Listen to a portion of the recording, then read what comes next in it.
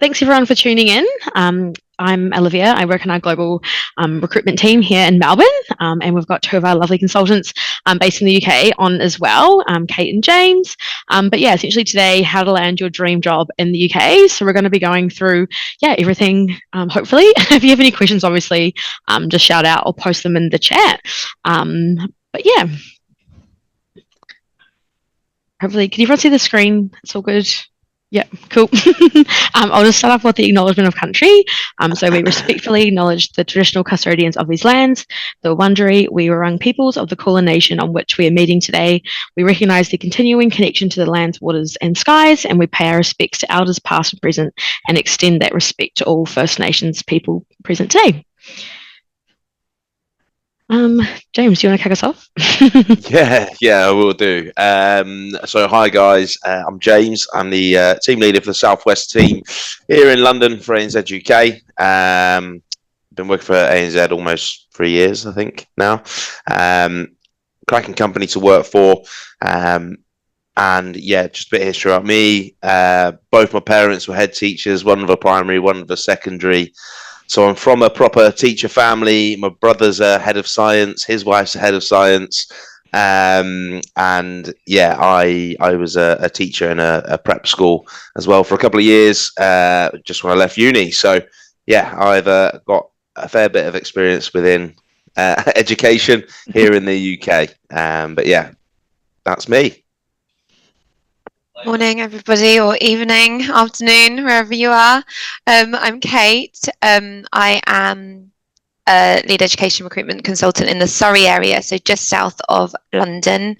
I was a secondary school teacher, a Spanish teacher. I grew up in Mexico, so love everything to do with Spanish, and then joined ANZ UK in 2009. So have seen the growth of ANZ UK over the years, which has been great to be a part of. I left ANZ UK to have a family and have rejoined in 2022, and really enjoying supporting everybody coming from overseas. The UK certainly needs overseas teachers, so yeah, it's a joy to work, a joy and a privilege to work with everybody coming over. And I'm Olivia. Like I said, am a recruitment consultant. I'm based here in Melbourne. So yeah, I'm a primary teacher from New Zealand originally, and I moved over to London back in 2017. I did my hand a little bit at supply work, teaching, and I actually fell into recruitment over there. And then yeah, I moved to Melbourne last May, and I've been with ANZ UK since then. I was on our schools team initially. That's where I was recruiting for the west of Melbourne for our schools team, and then joined the global team in October. So yeah, I love my time in the UK, London, and yeah, so there's lots going on, and yeah, and we'll kind of go through that today. But essentially, what we'll be covering today is a little bit about us. I'm not sure, some people might be familiar with us, some people might not. Yeah, why teach in the UK? Kind of understand that the UK education system is a little bit different, obviously, to here in Australia/New Zealand. Knowing the best time to arrive, where you can teach in the UK, location-wise. Getting to know your individual preferences and you understanding your own, and then yeah, CV and photos and things like that, interviews and next steps. But yeah, like I said, if we have questions at the end as well, but if you do have any, pop them through in the chat. When you would like them to be answered.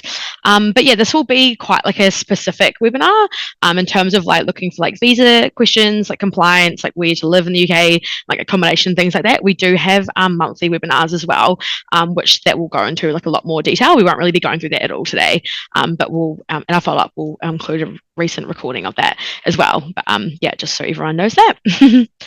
But yeah, just a quick poll if everyone wants to pop in the chat, or feel free to like turn your mics off or your cameras. Yeah, just a few questions like where are you tuning in from? What do you teach? Are you primary, secondary, SEN?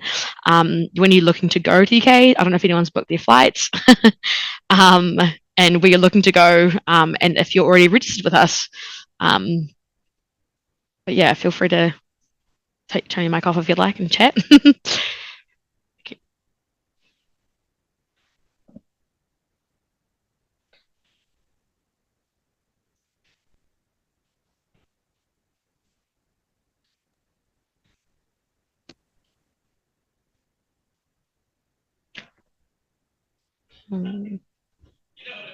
Yeah, feel free, you don't have to answer all of them, but yeah, we can kind of keep going through, and feel free to just type that out as we go along.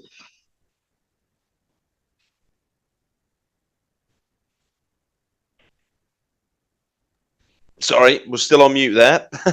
I'll kick on here, guys. So yeah, introduction to ANZ UK. So we are a global company now.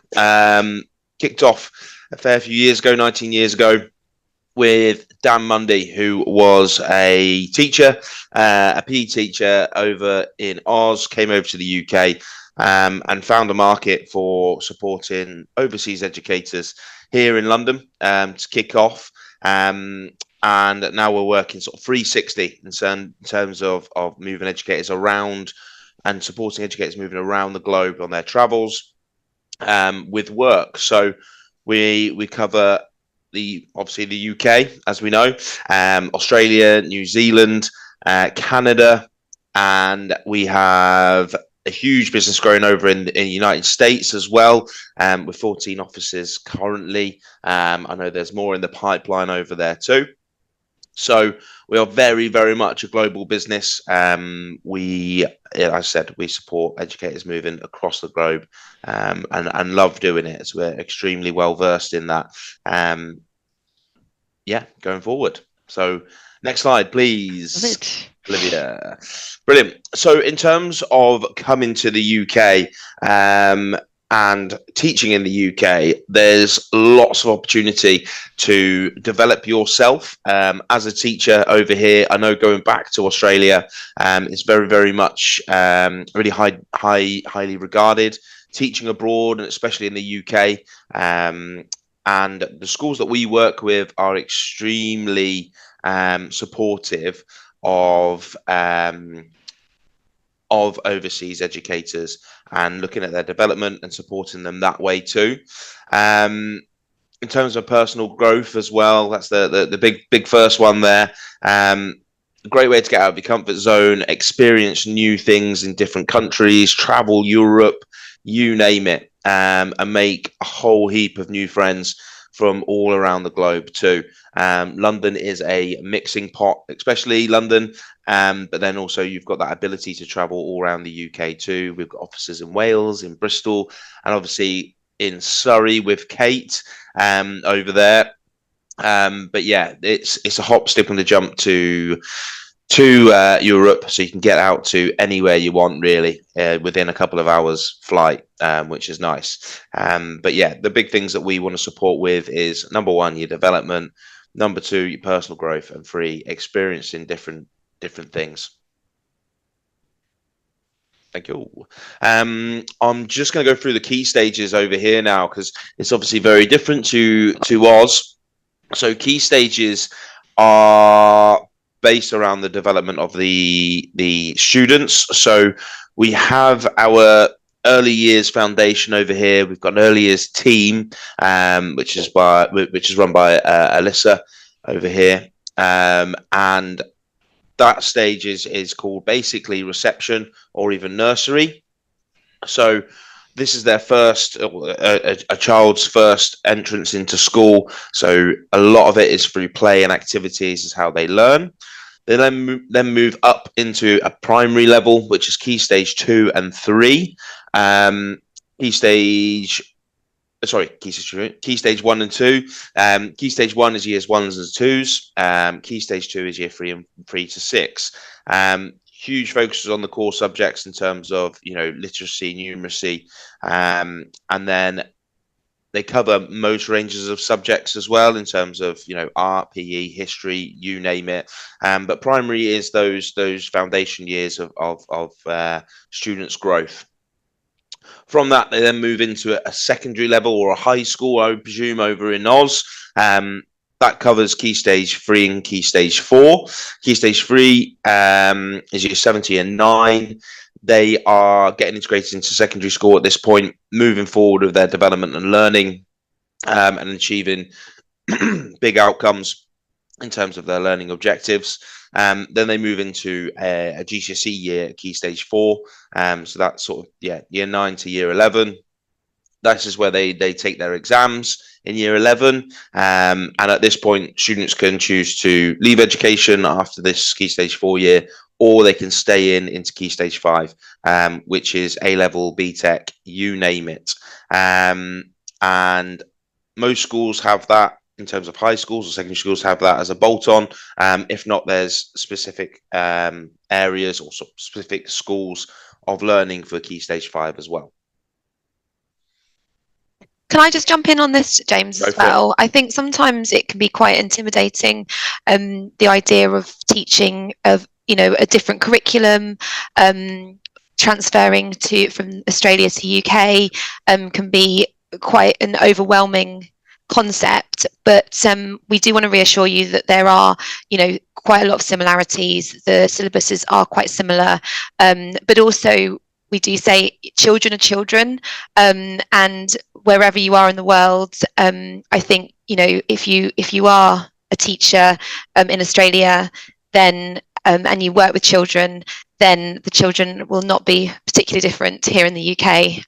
So I think that's an important thing to say. I think it can be overwhelming, the idea, the concept of teaching in a completely different, and sometimes I think schools and education are really bad for using lots of, different words and different acronyms for things. But the reality is children are children, and there are lots of parallels across the different countries. Indeed. Kate, over to you. Right, yeah. So at ANZ UK, we are really fortunate to work with a large variety of different schools, from independent schools to pupil referral units. I would say that the main thing that we focus on is making sure that those schools offer the support network and the community that is going to allow our, overseas teachers to thrive, and to offer them the support that they need. So yeah, private independent schools, we do work with them, but they can be more competitive, and they expect a lot of your time. Often they will expect a higher subject knowledge, often in those types of schools. We work with large academy trusts. One is called the Bourne Education Trust, which has a number of schools across Surrey and southwest London. The benefit of academies is often they have more flexibility with regards to pay scales, so they can often be a bit more generous with their pay. They also offer a better community, so there's a lot of shared resources across the schools. So academies can be a good, quite an advantage. Pupil referral units, I don't know whether you guys have exactly the same in Australia, but these are for children who have not succeeded in mainstream schools. So they take them out. Often it's only for a short period of time. Often the idea is that they will then reintegrate back into mainstream. The benefit of pupil referral units is that the work-life balance is sometimes better. You don't have all the planning, all the marking, but often the day within the school can be fairly emotive, and you're working with children who do have troubles at home, or with education. So we do offer a large range, and again, I think teaching really suits you guys as individuals. So our job is to match your skills and what you're looking for with the right type of school.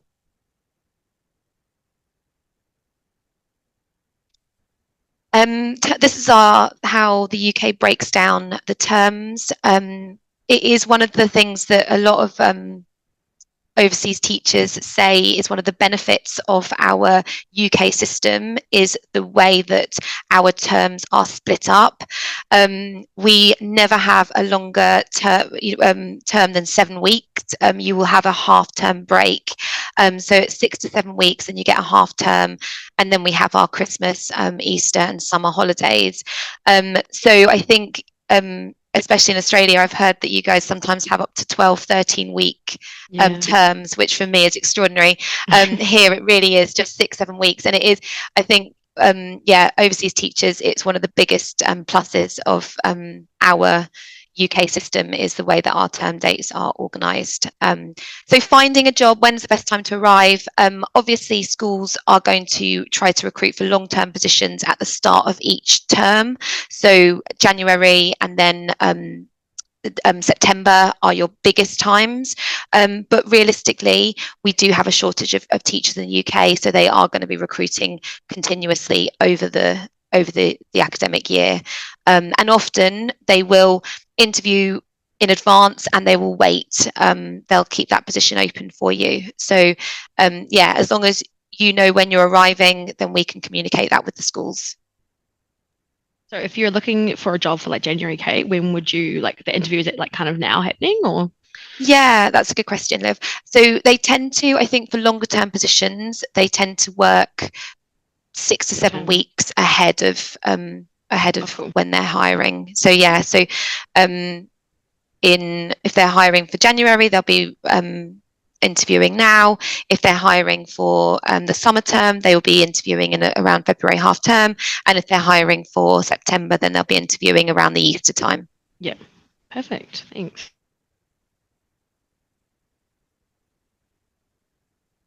Okay, so location options. Yeah, we're really fortunate in the UK to have a number of regional offices. We have Bristol, Wales, London. London is quite huge, so it's split into 4 areas. We've got North London, South London, East and West, and then we've got my Surrey branch down here, which we border the London area.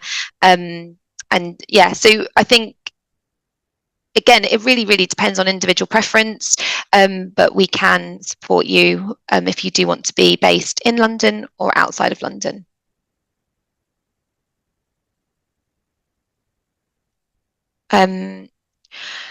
Subject preferences and personal preferences. Again, I think you will develop quite a strong rapport with the consultant that is supporting you to arrive here. So Liv, you'll have an initial conversation with Liv, who will then decide, talk to you about location and put you in touch with a UK consultant, whether it's looking at Wales, Bristol, London or Surrey.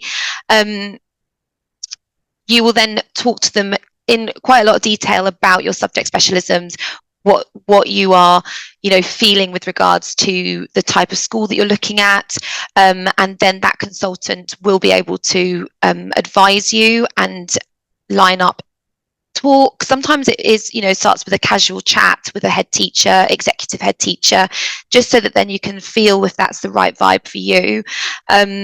So I would say definitely be open to having those discussions, having those chats. Know your subject specialisms. I mean, you would know what you're trained to do. So and just be making sure that you're having those open discussions with your consultant. Back to you, James. Lovely, thank you. So moving on to sort of your CV, personal statement and photo. So CVs are really important for schools to take a look at. In terms of that, I would 100% make sure you put time into it. I wouldn't go longer than two pages for your CV. In terms of the length of it, but it's great to have your qualifications on there, a bit about yourself and your desire when you come over to the UK in terms of what your teaching philosophy is and how you want to teach. That's really important, and that's something that our schools definitely look at when reviewing a CV that's sent over to them from us. It's just vital to have a bit about yourself, what you've done in each role that you've worked in. If you've just been at one school, your progression and development within there too. All the key points that schools are looking for around your roles and your experience are absolutely fantastic to have on there. I would shorten it in terms of bullet points, in terms of the development that you have. Schools look through lots of CVs, as you can imagine, in terms of recruitment. So short and sharp to the point is really valuable, but obviously don't undersell yourself within that too. Schools also love to know about, a bit extra about educators too. So any added value you can bring in terms of your extras. So it could be your hobbies, you name it. If you're, an artist, if you're, a sports person, you name it, anything that you love to do, pop it on there. It's really intriguing for schools to look at those things for sure. I think on this, James, as well, like the designated consultant will support you in writing your CV and putting it together. I think teachers are often notoriously bad at selling themselves. So we will, work with you on that. And so, yeah, I think it's important to know that that's something that we will support with as well. Yeah, I completely agreed. Cool. And then a personal statement. As I said, you can involve this within your CV. It could be a paragraph to kick it off with, but just show how authentic you are and the type of person you are within that. And as I said previously, just show how driven you are in terms of what you want to do and achieve. And yeah, obviously into the photo as well, just making sure that it is a professional photo. I've seen a few howlers in my time, in terms of people at the beach in their swimwear, whatever. But yeah, try and make it really professional in terms of that. Smart wear, shirts and ties if you're a man, and obviously real formal wear in terms of if you're a lady. Yeah, no photos of chugging a beer or something. We've had that, haven't we? seen a few of those ones. But yeah, just make sure it does portray you in a really good professional light on those things. Cool. So interviewing with a UK school. So when we are approaching educators about roles that we have for whenever you guys land, we will 100% give you a call. We'll drop you an email potentially first if we can't get a hold of you, and give you a call and explain, the role, the school, you name it. And within that, we'll send over information. It'll be websites, more information about the role. When does it start? When does it finish? What the school's looking for? So it could be a maternity leave. It could be a long-term position for a full academic year. It could be a block of work in terms of, just a term's worth of work. So we'll explain all of that to you. If you're keen for it, we will obviously approach the school with your CV. And then from there, that's where we get the ball rolling in terms of setting up interviews. Now, I know a lot of schools that Kate and I deal with do online interviews with educators even before they land, which is fantastic. So it's up to you. So we'll give you as much information as possible, but the best thing is to ask us about the school and everything. We are in the best position to give you the information around that. Always be prepared for these interviews. Now, when you are joining the interview and during the interview, I'm a stickler for being early. Test your IT and your programs that you're using to jump onto the meetings. Normally, 9 times out of 10, it will be on Teams. So make sure your Team's up and running, your video's working, you name it, before you can jump on. And then during the interview, be present, ask questions around the role. The head teachers or deputy heads will be in the best place to give you as much information as you need in terms of that. Structure your sort of answers when they are asking questions around that as well. There's a STAR method, which I believe we might go into, but if not, there is a link. We'll send that out to everyone for you guys. And then, yes, obviously, dress just like your photo, nice and smart, ready for the day, ready for the interview. And yeah, be engaged with the conversation is the biggest thing. Sell yourself in that interview.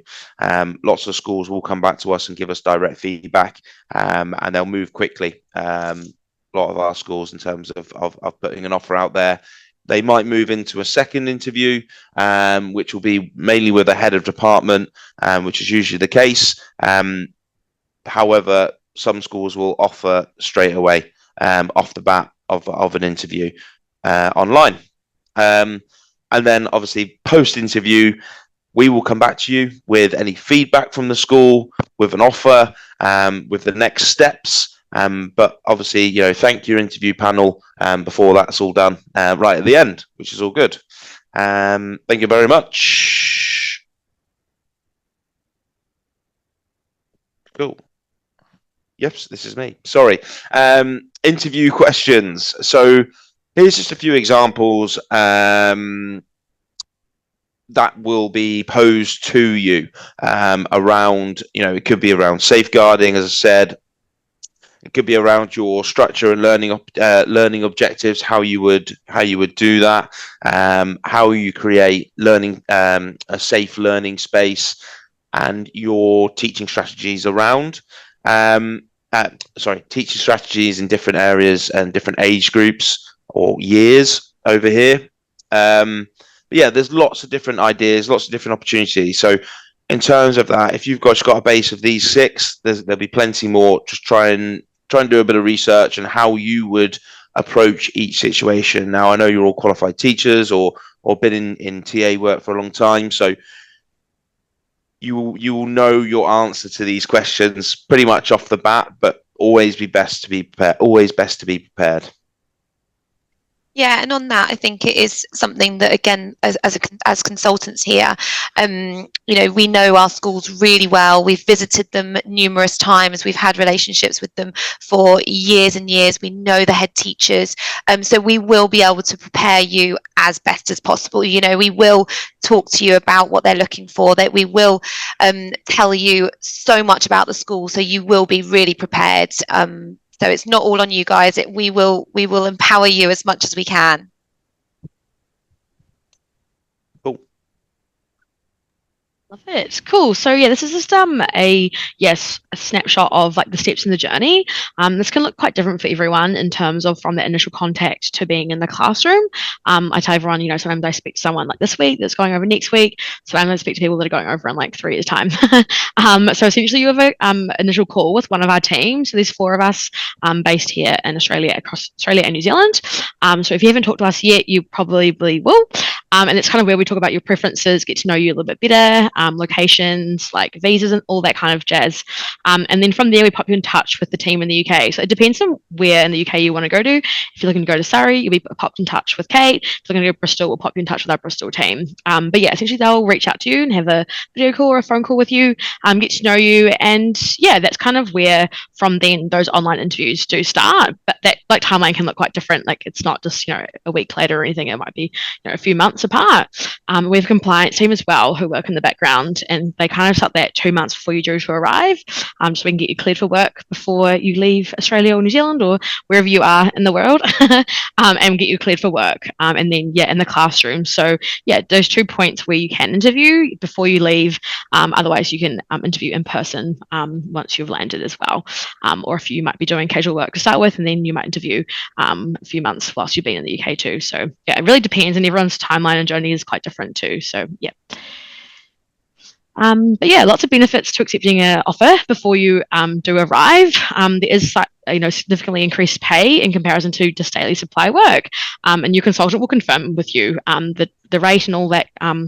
You'll be most likely paid on the main pay scale as well. It definitely helps with the financial planning of moving. It's not a cheap thing to do, moving halfway across the world. So definitely having a contract in place definitely can help you plan and budget, for where you're going to live and like how much rent and all your expenses and all those things that do come all together. We do also offer a £500 flight reimbursement if you've signed a contract before you leave, which is awesome, and that gets paid out after 60 shifts. And yeah, which is great. Obviously, job security, one less thing to kind of have to stress about. It is a big move. Moving to the UK from wherever you are in the world. So it just, one less thing you don't have to worry about, finding a job once you're over there. You've already got that locked in and all sorted. And yeah, that comes with peace of mind, really. You've got a job waiting for you. You've met the head teacher most likely, whoever it might be you're working with. And yeah, it just helps, I think, a lot with the move over. Anything else, Kate or James, you want to add to that? Yeah, I would definitely explain sort of the significant pay rise in terms of where you're working in London, and the pay scales around that. So for teachers, we have M1, someone who's just been qualified, up to M6 in terms of years. So if you've got 6 years worth of experience, you'd be sort of expecting M6. Inner London is obviously an expensive place, as is London, outer London. But in the London boroughs have the highest sort of pay scale, pay rate, and then outer is like the second highest, and then you've got fringe, which is mainly the outer line boroughs of London and Surrey, and then it drops out into the rest of England where it drops again. But in terms of supply v long term, in a week, as an example, you could be making an extra 100 to £250 a week on a long-term placement, which is massive. That's an extra £1,000 a month before tax, in terms of that. And if you're looking at that over the whole of the academic year, it really bounces up in terms of your potential earnings. And yeah, in terms of that side of things, it's great to have that salary as a backer, in terms of finding accommodation too. If you've got a contract that's signed on those things, that would always help big time in terms of finding work, which is good.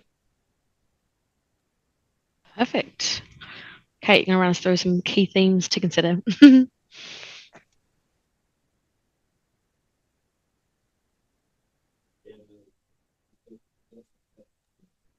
Kate, you're on mute. I think you're on mute. Sorry, my mouth started like jumping across the page. I've controlled it again. We're okay. So when's best to arrive?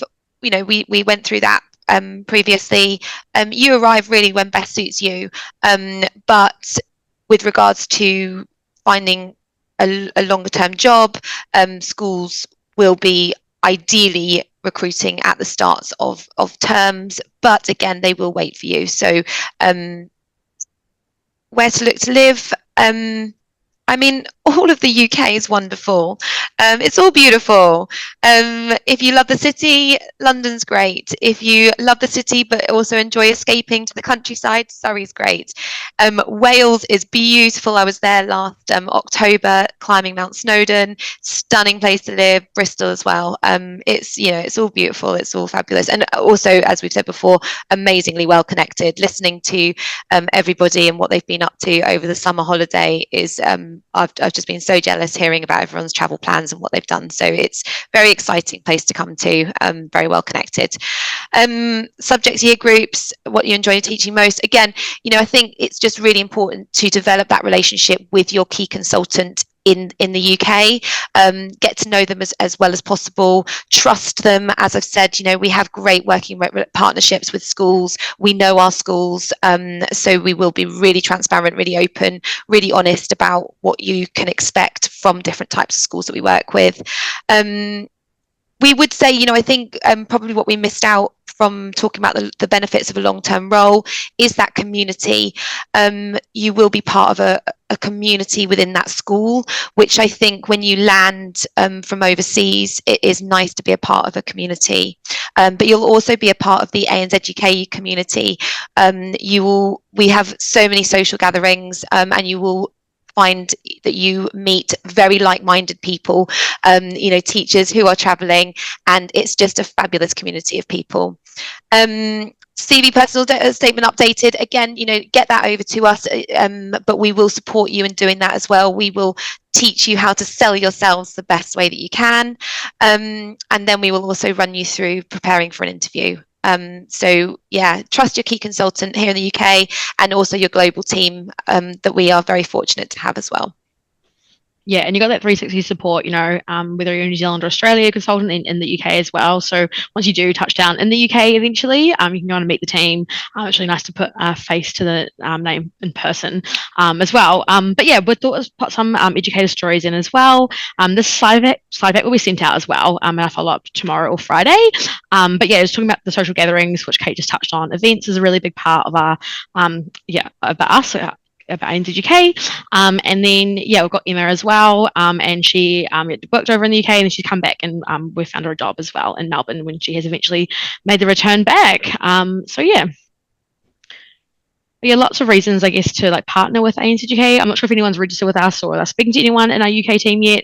But yeah, we've got heaps of resources, blog, we've got the LMS, which is a learning module, a Facebook group, which is awesome, and info packs. Yeah, the 360 support is probably a big one, just all those time zones. And then, yeah, local work if you need work before you head off as well.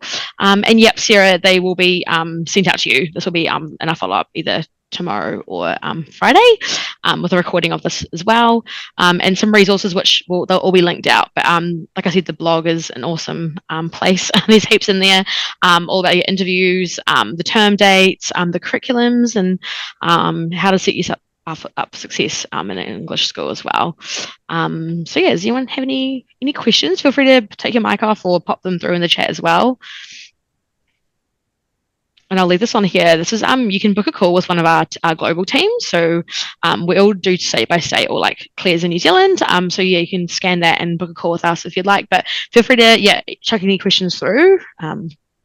Yeah. Anything else? I think one thing maybe we did miss off, Liv, is if you do commit to a long-term role before you leave and you're coming to UK and you've got that long-term role sorted, you're not tied into that role. If you do get here and it really is not for you, if you're working with a head of department that you're just not gelling with, or if something it's just not working for you, you still do have the flexibility to move. And again, you'll have that really, really key relationship with your education consultant here in the UK, who will support you 100%. If you decide this role, it is an amazing role, but it's just not the right fit. We do understand that teaching can be quite a personal fit, and sometimes the school or the team just might not be right. You do have that flexibility to move, and we will support you doing that. Cool. Helena is just asked, if I arrive on January 15th after the school term has started, will likely be best to go into supply work? Not necessarily, Helena. I think in terms of that, opportunities come thick and fast all the time. So if you want to take a long-term role before you land, schools are understanding about the times that people are landing. They will get you in for January 16th. No, I'm joking. They'll give you time to sort of get accustomed to the UK before you're starting, and schools understand that. But yeah, I mean, if you are looking to do supply to start off with, 100% we can work with that with our ambassador contracts to then find you the best school. A lot of educators come in, they go to a school, they trial out a couple of schools, and then they say, James, I love that one. The schools say we love that educator, and then it just ends up being a match. So yeah, in terms of that, there's lots of opportunities to do it straight away before you land, interview when you land, or go to supply to find your favourite school. Yeah. Cool.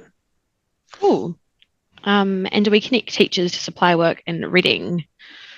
Not that we don't have an office in Reading. Kate, you might be able to answer this one. Not supply.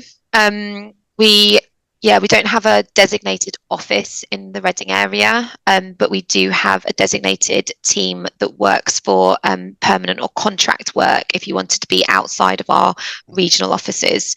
But not supply for Reading, unfortunately, at the moment. No, but Teresa, there is the Elizabethan line. So we will have work in London. Elizabethan line is rapid. It goes from Reading all the way to the other side of London. So from west to east. And you could probably be into London on the Elizabethan line pretty sharpish for any supply work around there. So if you did want to live in Reading and come in, then we could definitely look to help you in that way.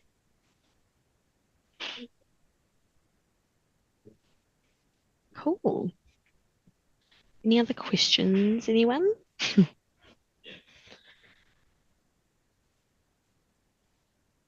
Like I said, we'll email these all out to everyone. Oh, sorry. Sorry, I just have a quick question. I think I'm a bit of a special case because I don't have a QTS or neither PGC, and I want to know if you are able to help me, to guide me with an equivalence of my diploma or degree. No one's a special case. Everyone's a special case. In fact, we work with, everybody has their individual journey. Everybody has their different individual qualifications, experience. We absolutely would want to help you in however we can. 100%. Yeah. As long as you enjoy working with children and you have some experience working with children, or that's what you're looking for when you're over here, we will support you. Thank you so much. That's so great. No worries, Frederic. There's also an opportunity. You can apply for what's called a NARIC as well, which is an equivalency, basically. So if you apply for a NARIC, you can get the equivalency of qualified teacher status. You can also apply for qualified teacher status with your degree situation. So this covers everyone. If you've got a bachelor's of education, you name it, you can apply for qualified teacher status here in the UK and gain it. It's not necessary for Australians, New Zealanders and Canadians. They have the ability to teach in the UK for 4 years without qualified teacher status, but I would say do it. It's always a good thing to do, just to have in the pocket. Yeah, I believe you can only apply for it as well if you're overseas, if you've got your full teaching registration. So like depending on where you are, so like if you're in like Victoria, your full VAT.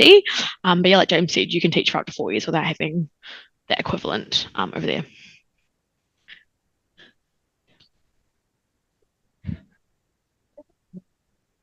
Cool. Any other questions or? Liv, are we going to share our email addresses as well? Yeah. Just in case there are any questions that people want to ask us, they can just contact us directly. Yeah, I'm just going to put mine in the chat there for everyone. If anyone does need me, just drop me an email and I will. Perfect. Respond. And yeah, like I said, we'll be sharing these slides and the recording with everyone by Friday. And then book a call with one of our team, or shoot James or Kate an email if you have any questions. But yeah, really exciting times. Thanks for tuning in, everyone. Really appreciate it. Thanks everyone. guys.